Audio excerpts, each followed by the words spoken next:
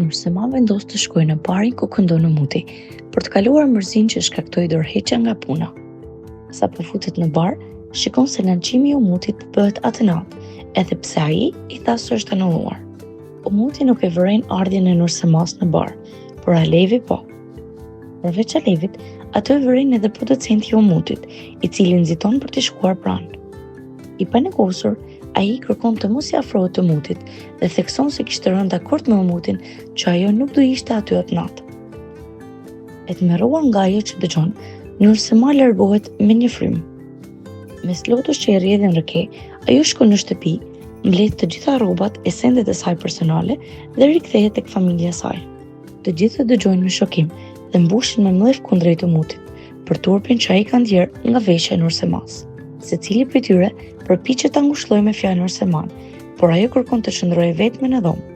Umuti ndërkohë ka përfunduar lançimin, është kthyer në shtëpi dhe shumë vonë ka vënë re se Nursema është larguar nga shtëpia përgjithmonë.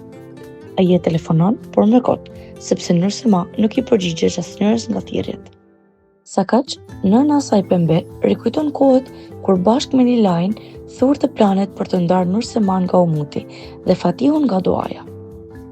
Ajo nuk i shikonte asnjërin si të denjë për fëmijët e saj dhe pandehte se do i divorcojë e do i martoj me persona të duhur, por nuk ja doli. Pembe pranon se nuk është e lumtur dhe me kokën poshtë i shkon pranë së bijës.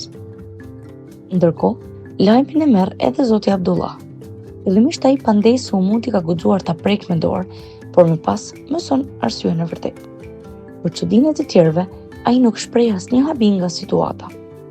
Madje, me keqardhje thot se që në fillim e ka vënë re sa ai turpërohej nga veshja e Nursemas, por nuk ka dashur ta pranonte diçka të tillë kaq të rëndë. Për vete, Abdullah po mban një të fshehtë të madhe.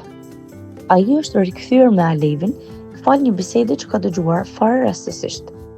Mustafaj të bëhet djali me temperaturë dhe ai pandej se Zoti po ndeshkon për mëkatin e shpifjes ndaj Alevit.